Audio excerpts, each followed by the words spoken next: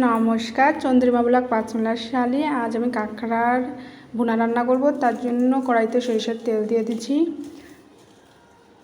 কাঁকড়া মাছটা আমি আগে ভেজে নেব, তার জন্য আমি কড়াইতে কাঁকড়া দিয়ে দিচ্ছি।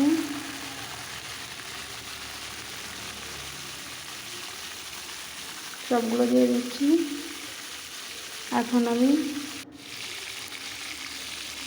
নুন আর হলুদ দিয়ে দিচ্ছি।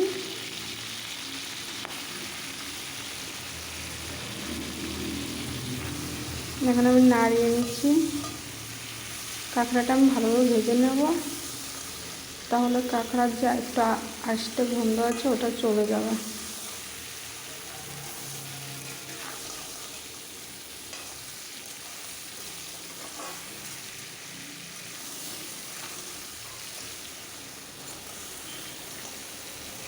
এটা সমুদ্র থেকে ধরে আনা।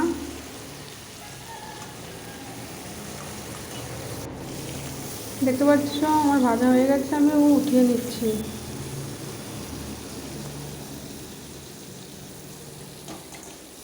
এখন কাঁকড়া ভাজা যে তেলটা বেঁচেছিল ওতে গোটা জিরে আর শুকনো লঙ্কা তেজপাতা ফোড়ন দিয়ে দিচ্ছি।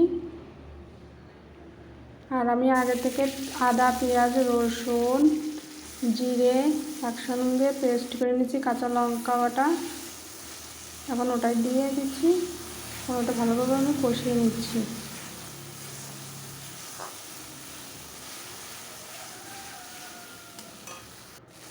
দেখতে পাচ্ছেন নাড়াতে নাড়াতে হালকা তেলও ছেড়ে দিচ্ছে।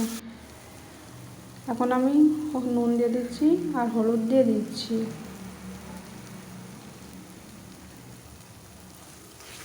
হালকা একটু নাড়িয়ে নিচ্ছি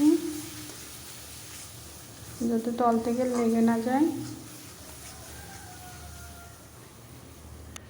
দেখতে পাচ্ছ মশলাটা একদম কষানো হয়ে গেছে। এখন আমি জল দিয়ে দিচ্ছি।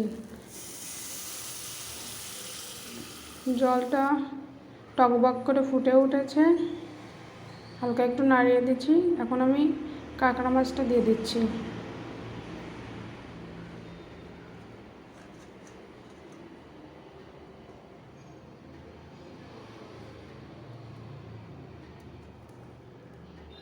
মাছটা দিয়ে আমি একটু নাড়িয়ে দিচ্ছি।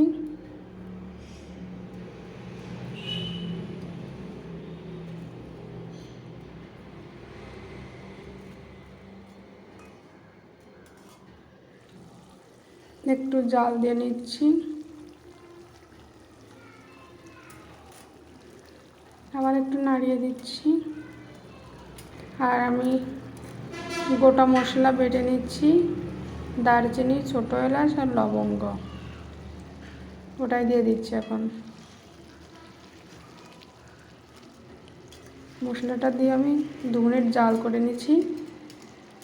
দেখতে পাচ্ছ আমি নামিয়ে নিচ্ছি। আমার কাঁকড়ার ভুনা রান্না রেডি।